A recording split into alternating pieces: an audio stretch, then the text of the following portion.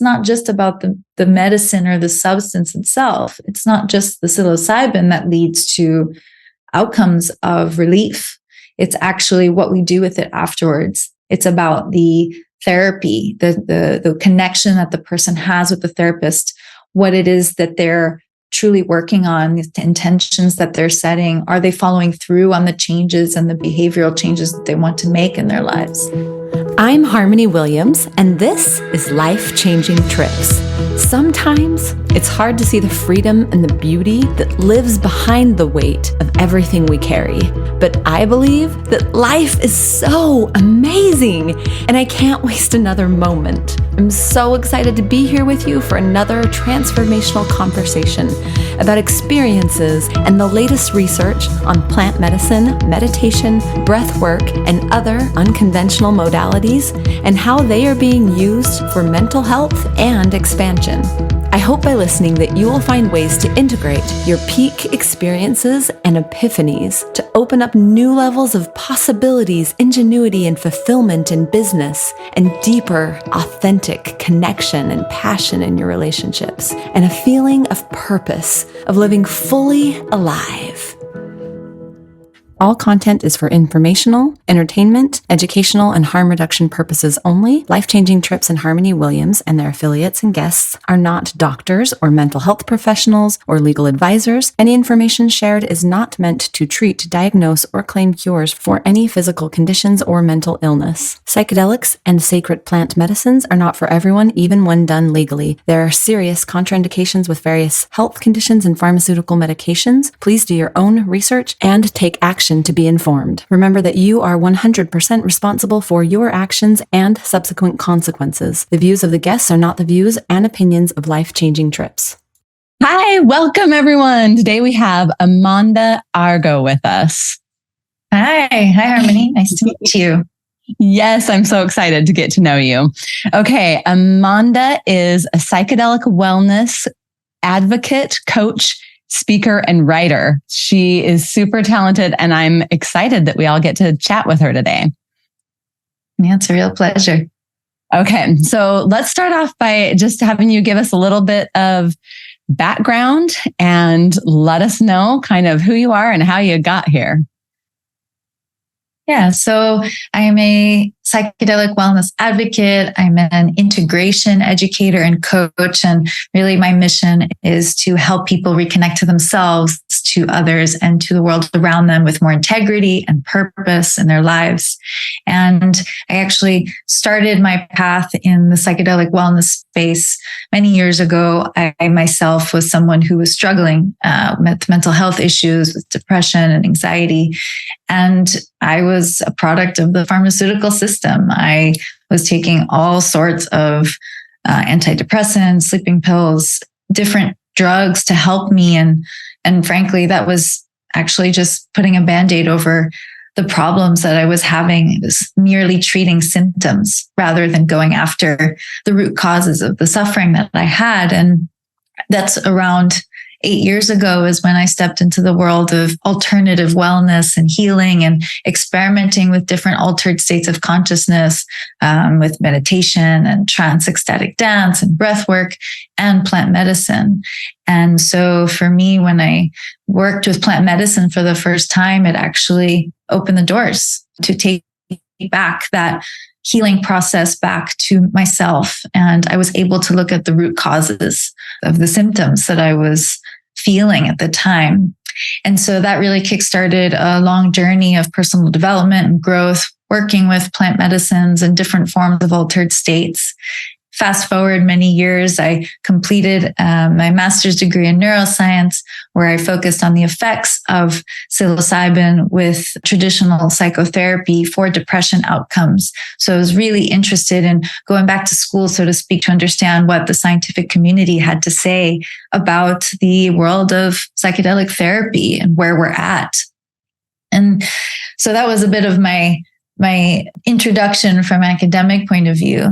And now, after having worked in the business of psychedelics for a number of years on the investment side and also within the nonprofit sector, I currently have my own business to support people in their own transformational healing and integration. So tell me a little bit about what you learned in your degree with neuroscience, and you were saying you studied how, or if I got this right, psychotherapy and psilocybin work together. Is that what you were working on? Yeah. So essentially at the time when I was doing this research, I noticed that this was a number of years ago. And now today, thankfully, there's even more research in the space around how we can see the interplay between plant-based medicines and fungi, for example, psilocybin or even ayahuasca, DMT for depression. But what I really found was that the two together contribute to far more positive outcomes for people than, for example, just an individual dose of psilocybin. So in a clinical setting, when people are coming to a clinician for a treatment-resistant depression diagnosis, and typically in research, individuals go through 2 courses of high-dose psilocybin, and then there's a follow-up afterwards of transition and speaking and talk therapy, sort of as an integration.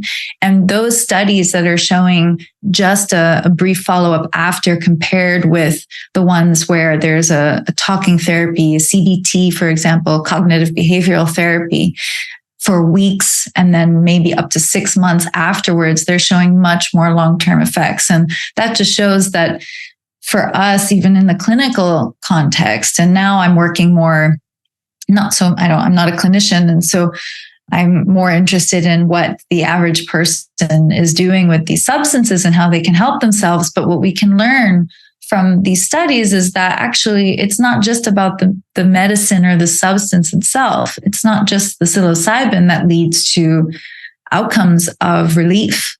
It's actually what we do with it afterwards. It's about the therapy, the connection that the person has with the therapist, what it is that they're truly working on, the intentions that they're setting. Are they following through on the changes and the behavioral changes that they want to make in their lives? And so perhaps now looking at it, we might think that this is an obvious conclusion, but it was really interesting to look at the studies that are showing this over time. Yeah, I love that. You can have these big epiphanies, and that's part of this podcast too. It's like, whoa, I had these really cool experiences, and I, knew what I wanted to do. And I even had a little more motivation and clarity on some of those things, but without the integration, the follow through, a coach that I've had 1 or 2 at least, plus, coaches, a business coach, a therapist, a life coach. And really good ones. I've also gone through a couple life coaches and therapists that I was like, they didn't really help me that much. Like, I feel like I just talked to a friend for an hour, or, you know what I mean? Like, wasn't productive. But when I found excellent people that can help me shift and help me make changes, and the medicines are very deep, like very to the depths of my core. I feel things. And when you have a integration coach, practitioner, whatever we want to call it, it doesn't really matter their label, but if they can help me feel and make changes that are deep and provide that consistent feedback and the word I'm looking for. So I'll follow through. Accountability. There we go. Then, yeah, it makes that growth lasting or progressive. So it's not just like, oh, that was amazing. Remember that was awesome. And now what? So that's kind of my whole goal, is like, how do I keep this going? How do I keep progressing and keep going?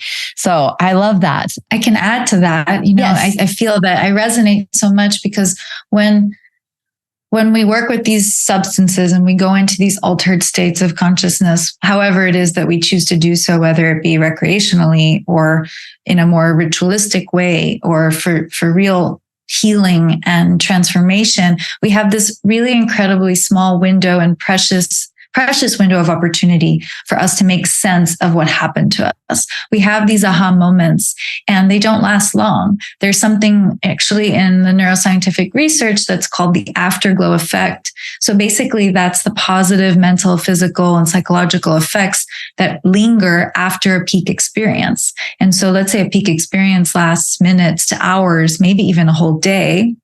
We have this afterglow effect, which can be days, weeks, months, where we're really primed to make these significant changes in our behavior. We're interested in going after these habits that we want to form. Perhaps before we worked with these experiences, we were changing our diet, we were exercising, we were spending more time in nature. We're reconnecting with the things that make us feel whole. And that's ultimately what integration does. It brings us back to our individual wholeness. And that can mean different things for different people. But it's really that window of opportunity that we don't want to lose.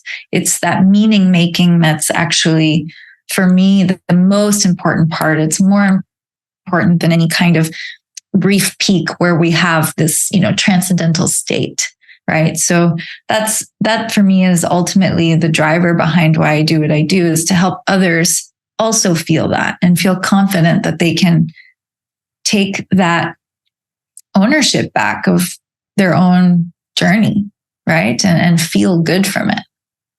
Yeah, I'm so glad you brought that up. That's fascinating to me, because I did have, after my very first experience, this afterglow that was like a year long, and other people are like, it's gone, a couple days later or whatever. But it was that I was very open and able to change and learn. And I just felt different. I just felt different. So how important do you think you talked about dance and breath and meditation and nature? How important do you think integrating or bringing in those elements into your journey are? What was most profound maybe for you, or you see in other people? Absolutely. So for me, integration is really about understanding your own life process and your routine. And what is it that brings you joy? What is it that gives you that reconnection back to yourself? And weaving those practices in after an experience. So perhaps you're somebody who's already started working with a meditation, or even if it's a very simple 5-minute, eyes closed, watching your breath in and out before you start your day. How can you incorporate that and continue that afterwards? Integration is actually not about completely creating new practices. It's about continuing the ones that you already have, and then slowly experimenting perhaps with ones that came to you or that you feel are going to be beneficial for you and your lifestyle and the way that you live. For example, if you're somebody who is more cerebral or prefers to write things down, you're somebody who makes meaning out of things by writing it in bullet points, or maybe you like to do stream of consciousness free writing, or you just need an avenue that's on paper where you can just say or everything that you need to say and feel, and that's going to be your place. For others, writing is not useful. It doesn't feel good. It doesn't feel like it's part of their existing practice. So that's where dance or movement, more embodied practices come in. And perhaps you are somebody who really enjoys being outside in nature. And how can you integrate the experience that you had, those peak moments, with the routine that you have that's more present in nature? And so there are many different ways of incorporating this. And I do feel they're valuable because it's ultimately, these are the practices that we're going to continue to use.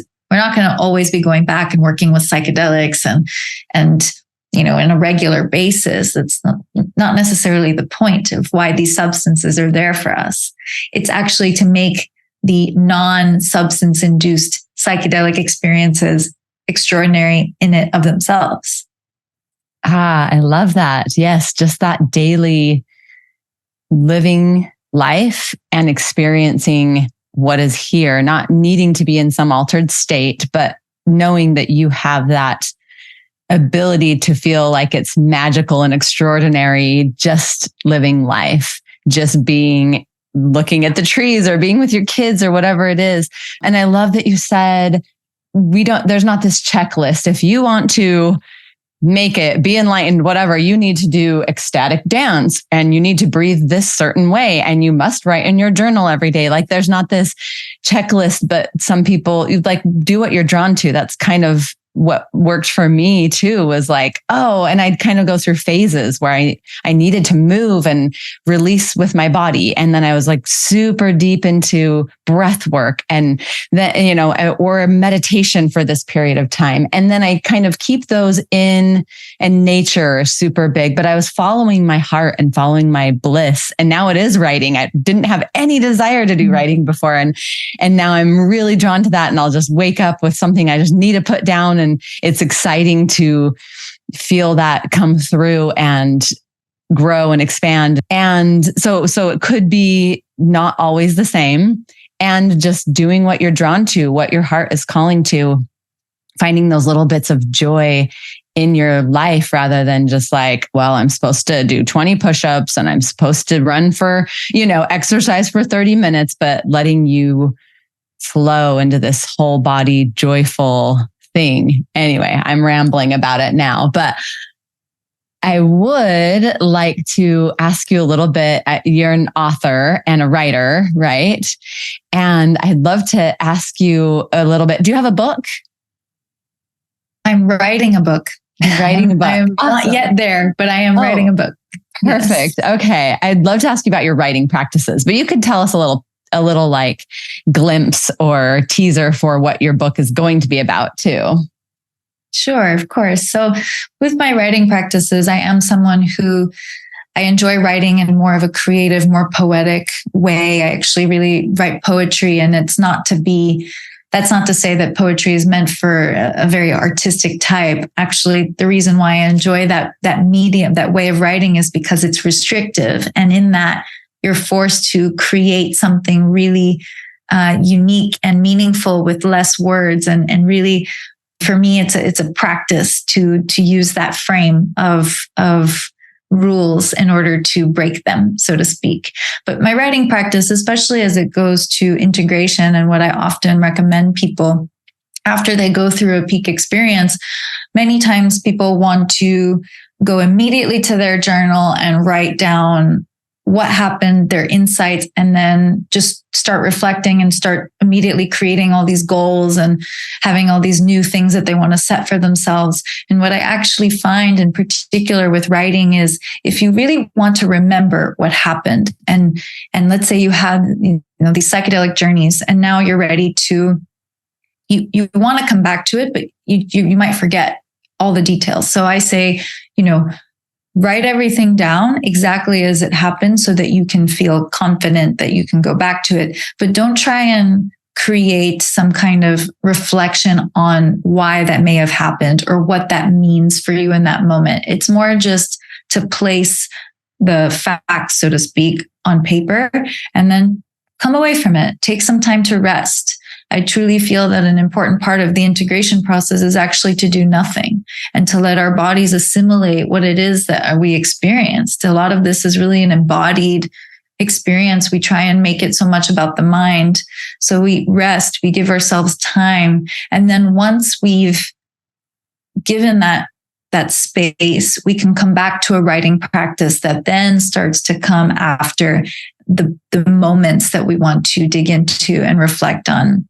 And that's where the writing can be slow. It's actually more interesting to write a little bit each day rather than pages and pages in one go, just to develop that practice of, okay, here's what came up for me today. Here's how I'm feeling. This is how it relates to my psychedelic experience. This is what I want to do with this from now on. Here's what I captured, that insight, and here's how I'm going to make meaning from it and make a real change in my life because of that. But that starts with really small bites of writing, and it can be very rational. It can be bullet points of what you're feeling. It could be words. It can be poetic and written in more of a story or a vignette. There's so many different ways that we can use the practice of writing. And I also recommend writing by hand more than perhaps on a computer or in sort of a digital way.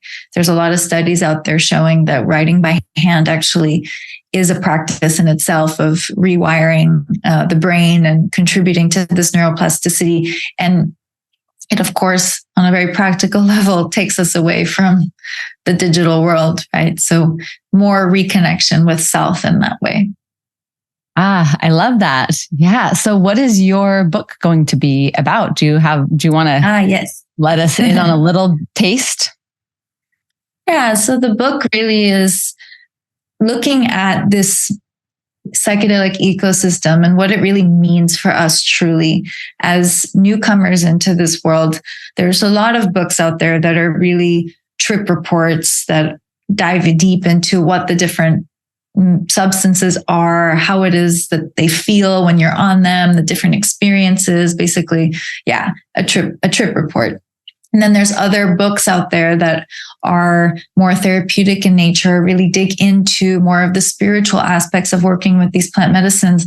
And I'm a fundamental believer that if we have this curiosity, that where do we go to get the right information?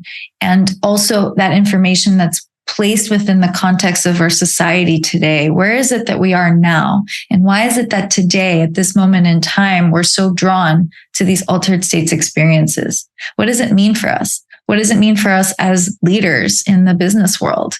What if we want to work with psilocybin on a retreat and come back and become more effective leaders, more creative, more resilient? What does it mean for us as parents? What is it like if we have our children, but we want to have this experience for ourselves and take that back into our home life? What does it mean for us in our relationships, in our relationship to the world around us? And so it's really taking a bigger picture look at how these substances are actually affecting us today. And we can look at that through the lens of integration. So I feel that integration is our language that we speak in order to make sense. It's the language that we speak and do and embody in order to make sense of these altered states in our lives. Because life is an integration process. It's an unfolding. It's organic. It's taking a lot of trust in the process. There is things that we can control, but there's also a whole lot of life that we don't have any control over. And so we're working with this concept of healing and transformation and enjoyment, enjoying these altered states. But how do we look at that in a pragmatic way, in a way that actually is grounded in our reality? And so this book is trying to make sense of this for us, for just the regular people of the world who want to know what happens when they work with a substance like this. What does it actually mean for them? It's a little bit of a teaser of, I get very passionate about it. I love it. It sounds fascinating. All of that. I'm like, yes. So tell me, you mentioned a couple things, how you work with this in the real world, but as far as being a business owner, and I know we have a lot of entrepreneurs or coaches or business owners that listen, how do you integrate your psychedelic experiences or help people into their business and their fulfillment and their growth and being able to provide for their family and all that entails there, or their creativity? Yeah. So how psychedelics weave into the business life, right? Well, I feel that for me, when I work with these altered states, what it's ultimately doing is it's helping me become more resilient to change, to embrace change, to allow what comes to happen and not be attached to it so much. So I'm a business owner. I have a small team. It's, things come and go. I'm in coaching. I'm in consulting. Sometimes business is great. Sometimes, there's less people out there and we go through cycles. And instead of attaching to this fear of the unknown and the uncertainty and getting caught up in that and being hard on ourselves for anything that might happen that we just frankly don't have control over.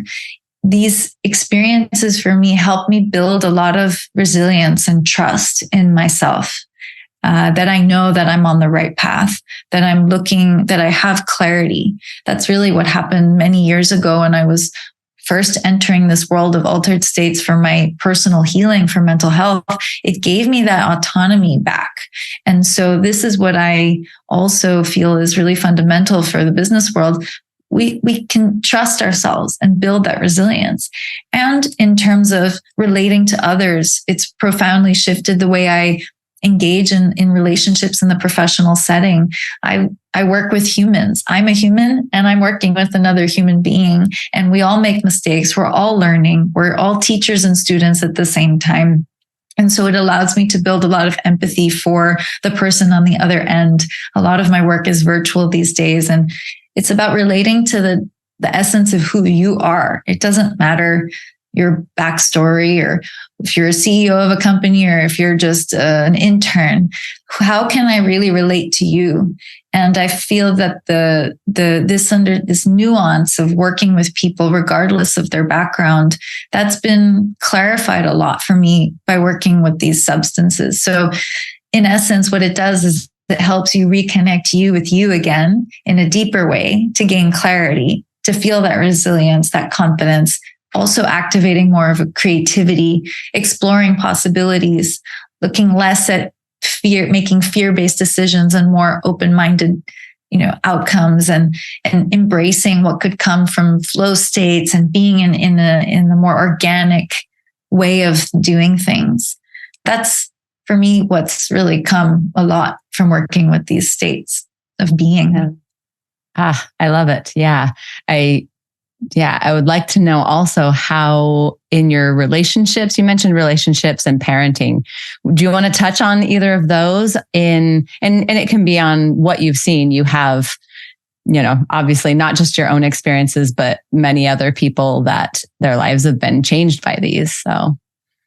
Yeah, I can speak to, our relationships, our intimate relationships. For example, a lot of people who want to work with these altered states of consciousness, and they're going through particularly these substance-induced psychedelic states. They go on an LSD or MDMA or psilocybin experience. Exactly what happens to them and how they feel, those states that they reach, are sometimes challenging for the other side, the person on the other end, on the receiving end, to understand and to relate with. Maybe they've never done something like this before. They don't have a concept that the same understanding or worldview as you do, also because you're in your own experience. And what I see as a challenge for some people, and how I help coach people in integration, is to not just help them, give the tools for them to make sense of it for themselves, but I also help them with their tools on how to relate it with other people, especially people who have not experienced this before. So how is it that you share so that it's met on the other side without judgment, without looking on the other end and saying, oh, wow, that sounds crazy. What did you just do? Sometimes that could happen, right? We can relate something extraordinary that happened that to us makes a whole lot of sense. But to our partner, it sounds like we've totally gone off the deep end. And so it's about educating the journeyer about what might happen to our relationships in the immediate term. Maybe things might be a little bit uncomfortable because we're navigating how to share, with whom to share, why sharing in a certain way matters, and in our own process, and how to make it comfortable in a safe container for the other end to be able to relate to that person. And also not to immediately apply this principle of, oh, I did this, you need to do this too. You don't get it anymore. I'm better now because I understand and you don't understand, right? There's this sort of spiritual immaturity of, a little bit of an ego inflation that can occur afterwards. And so integration is also about bringing us back to baseline, making sense of what this actually means for us and our relationships, which are ultimately the main drivers for a successful and comfortable and easeful integration, or one that can actually be very difficult for people. If they can't even speak to their friends and family, or they don't know how are they going to be able to navigate this in the long term? Yeah, you brought up some really interesting points. So, I see that a lot. I probably have fallen prey to it too, where it's like, I just had this incredible experience and I'm expanded and everybody should do this. And I definitely, with my coaches and therapists, work on that. Anytime those things are coming in, or I am putting me above someone else or me below someone else. Mm-hmm. Yeah, just something to look at and work through. you can't do it on your own with someone else, right? That's definitely not where we're going, not where my goal is with these things, is to try and put myself above someone else or think I'm better than them. For sure not. And I can see how in a partnership that would be a challenge, if someone else doesn't, any relationship, someone else doesn't. And inevitably there's going to be people you talk to that have not experienced this, right? And they don't understand and they think you're crazy. So that's awesome thing to work with on the integration part. Here in 2023, where people are working with these substances to treat mental health issues and challenges, right? So there's a fundamental shift in our perception of what these can actually do for us. And so is there a shift in how we talk about it with our kids when we ourselves are working with them? There's a very big conversations, at least in my world, among therapists and coaches on how to talk about, when to talk about it. What does it mean to be a parent who works with psychedelics? And there's a lot there. Yeah, fascinating. I'm sure that is a whole discussion, and lots of people, right, have their different opinions on that. Oh, that's fun. So as far as on the sciencey end of it, if somebody really likes to know, and these substances are just so, you get something different every time. It's not like, oh, I know I take ibuprofen and my headache goes away, or I feel this certain way when I take an antidepressant, right? You're getting something so unique and so different. That's why I feel like a lot of people are like, yeah, they are this living thing, right? For someone who wants to kind of know the sciencey end of it, or like understand a little more of that than just the woo end of it, right? Do you have any advice for those type of people that are trying to really get a cognitive wrap around it, or understand it after, even on the logical end of it, rather than, there's kind of two ways I hear people talk about it, like what's going on neuroscience, neurologically, and other way is like, oh, Mother Ayahuasca was telling me this, and they have a real persona to it. So do you have anything to say on the science end? Yeah, so I would say that both worldviews, whether we're looking at it from a more cognitive perspective, a neuroscientific perspective, and also this more subjective and transpersonal point of view, they both have their place in somebody's experience and their integration. And there's no right or wrong way to view how this experience has been meaningful for you.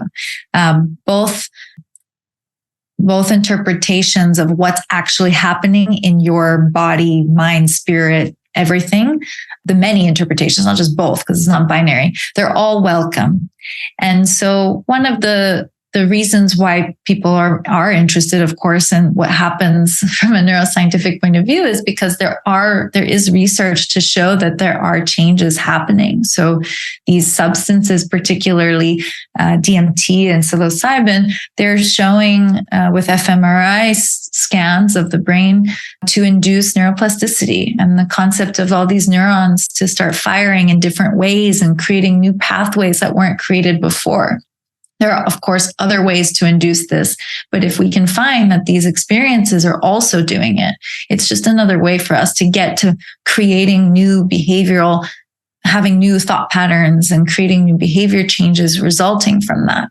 So just from more of a neuroscientific point of view, some substances like DMT, which is found in ayahuasca, are found to reduce activity in the default mode network. And the DMN, as we like to call it, is considered the seat of the ego. It's responsible for self-referential thought, for ruminative patterns and repetitive thinking, and the ability to see the I. And that's very active in people with depression, for example, because they're always thinking in a repetitive way and creating an I for their experience.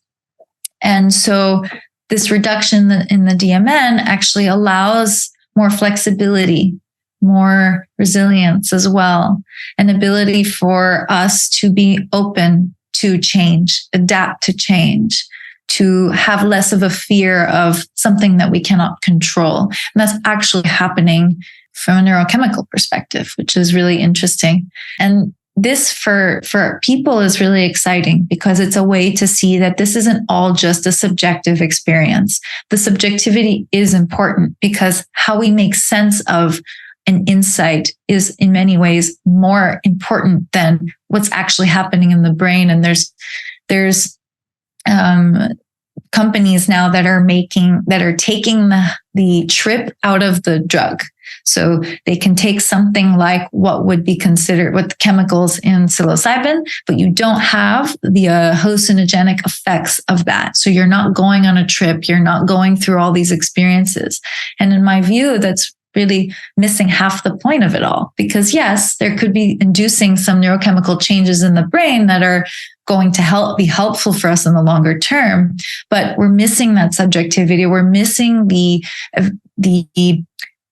reconnection with these memories, these patterns, these awakenings that are happening while we're on a trip that we can then work with in the future. So it's essentially taking the integration out of it all, which for me feels like then we're actually missing out on the true medicine that is available to us.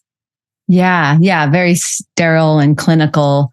I love that you pointed out, I know I'd heard that before, the default mode network and how the fMRI scans kind of shut that part of the brain down or lower it, I guess.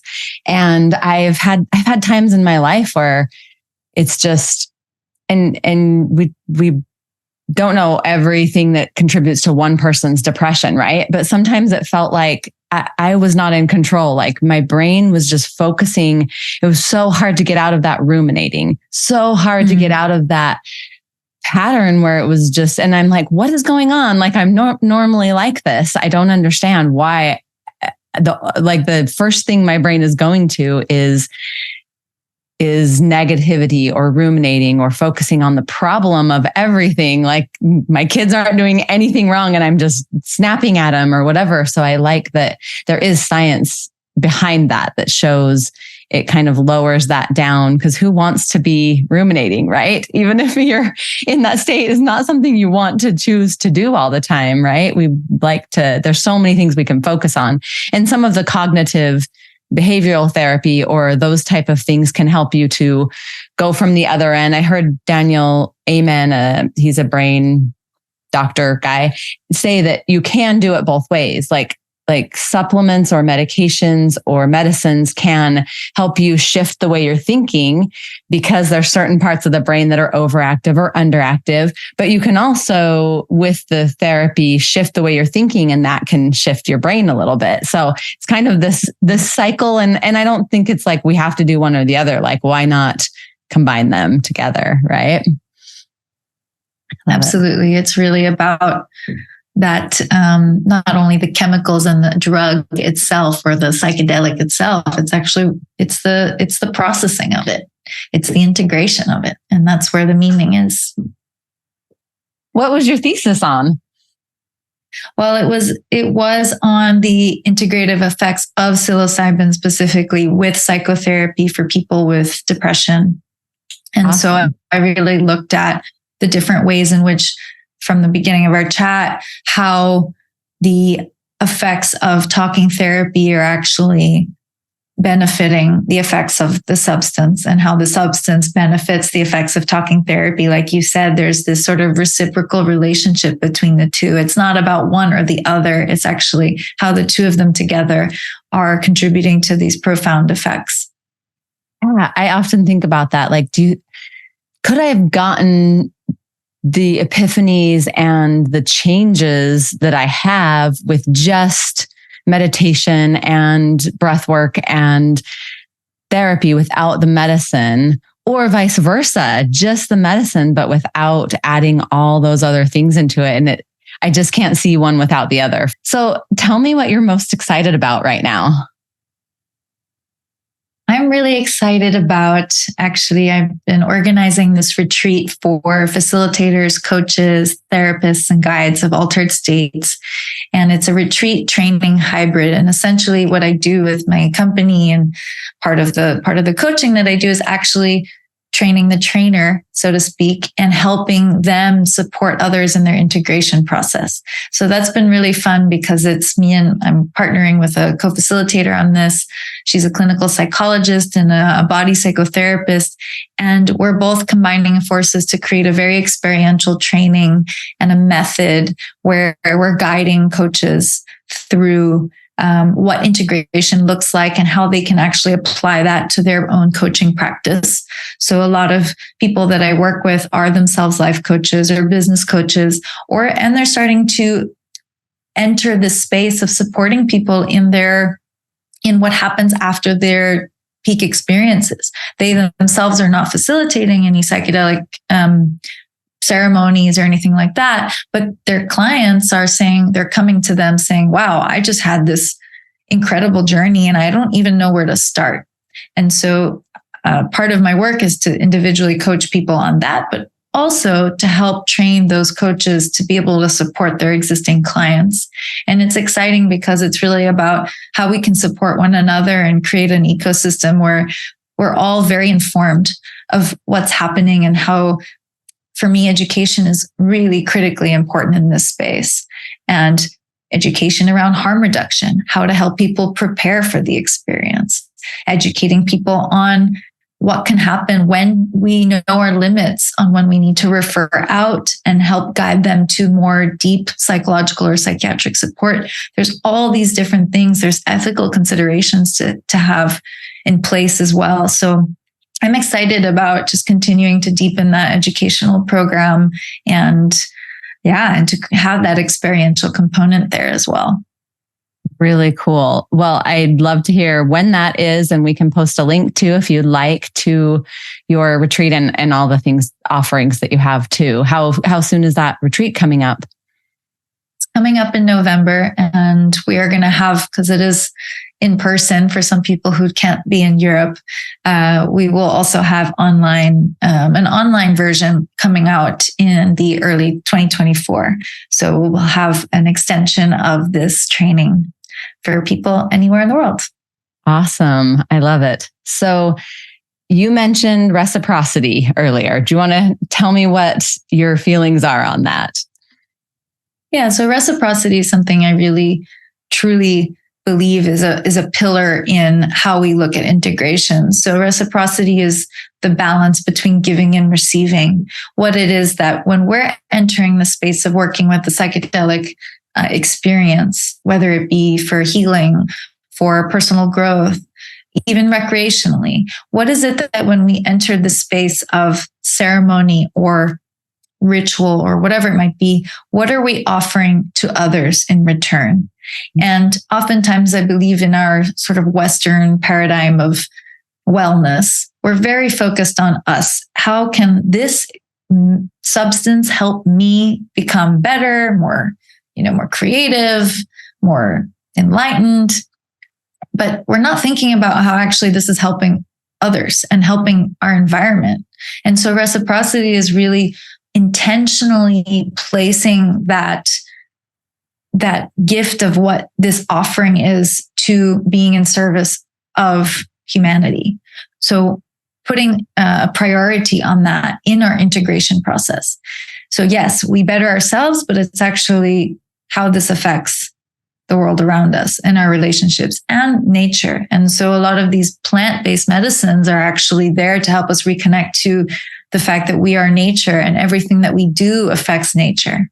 And so this for me is that reciprocal philosophy of us with nature, of nature being us, and how we can be in service ultimately.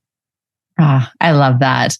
I think that is more my afterglow, and my experience was I never had felt so deeply connected to the core of my soul and to nature and earth. And I always have tried to recycle and to, you know what I mean, do good things that way for the earth. And I always thought nature was beautiful, but I'd never felt so deeply connected and at one with the earth and with other people. This is as far as psilocybin goes, just very connected to other people. And I remember after I had a friend ask, or I was going to take a friend mountain biking and asked if she could borrow a bike, and when we weren't even going together. And I'm like, of course, like it's as much your bike as it is mine. Like I just felt so like I would have just given my car away or given my house away. I'm like, we're all one. Like you need this more than I do.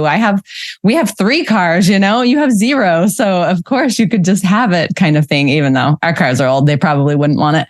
But anyway, I definitely felt more of that than that ego part of it for even through my afterglow.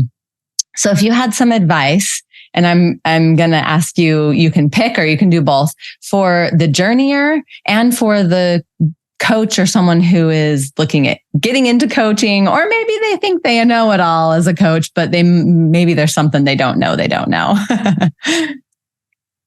Yeah. So I would say just general advice on integration. For a journeyer, I feel that before even going and stepping into any altered state experience, to have an assessment of where you're at with your current practice that connects you with yourself better. Are you already, for example, if you want to go and do a big psilocybin ceremony or journey, what are you doing before that already gets you to a place where you're navigating big stuff, big uncertainty, changes in your psychology and your physical body? Are you meditating regularly? Are you being exposed to nature? Are you doing more embodied practices like breathwork? Do you have experience with cold exposure and going from extreme heat to extreme cold? Like, how does the body feel and the mind feel when you're working through these experiences that are not with psychedelics? And then really assessing that first to see how ready you are to work with a peak state where that's just going to get handed to you and there's going to be no lead up to it, right? You're going to go from 0 to 60. So for me, that's a really just to get yourself oriented and prepared, and to really take the time to prepare before jumping into any kind of journey. And also that psychedelics are not for everyone, of course, but this is another topic. And for people who are coaching or looking into coaching others in integration specifically, I would say a really important part of this is to meet people where they are. And people enter the world of psychedelics for many different reasons. They have different worldviews. Some people are deeply interested in having a transformational experience that's more transpersonal, a mystical experience, maybe developing their spiritual capacity, having connections with God or whatever their version of God might be. And some people are really just want to understand their everyday reality better. They want to feel more connected to themselves. They just want to be present.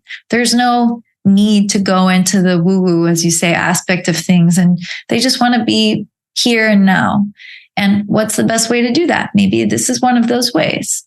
And others are deeply looking to resolve some of their personal traumas or their childhood traumas or whatever they're going through. So there are so many reasons for working with this, and it's up to coaches to not have any judgment around it and not try to impose their worldview with their psychedelic states onto yours and their integration process. So it's about really starting with a blank slate and receiving people where they're at. That would be my piece of advice. Beautiful advice on both of them. I'm glad I can go back and just take little sound bites and re-listen to it. So I love it. How can people find you? Can they follow you on social media or a website? Yeah, so people can find me on Instagram, integra.guide, my personal Instagram. I also have a newsletter called Healing Beyond Medicine on Substack, and I publish twice a month.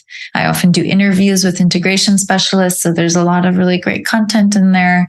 And they can find my website, which has all this information on it as well, including my coaching information. Awesome. Thank you so much. I really appreciate you being here and just sharing your wealth of knowledge. And I'm glad you have those other resources. It sounds like they could get on Substack or your website and be able to just dive deep and really learn a lot. And I agree with what you said for the journeyer. Like, I think myself, and I see it a lot, we know that like that's an experience. Plant medicine is an experience that's calling to us. And then once you know that, you're like, okay, I'm ready right now. Right. But there's this preparation beforehand. And I mean, I thought I was ready and I didn't happen to find a place to do it or the medicine till much later. And that was actually when I was ready. I had a lot more time to prepare. So such good advice. Thank you for being here. I really appreciate it. Thank you. Thanks so much for the opportunity. Thanks so much for subscribing and leaving a review. Come join our amazing free community, Life Changing Trips. There's a link in the description.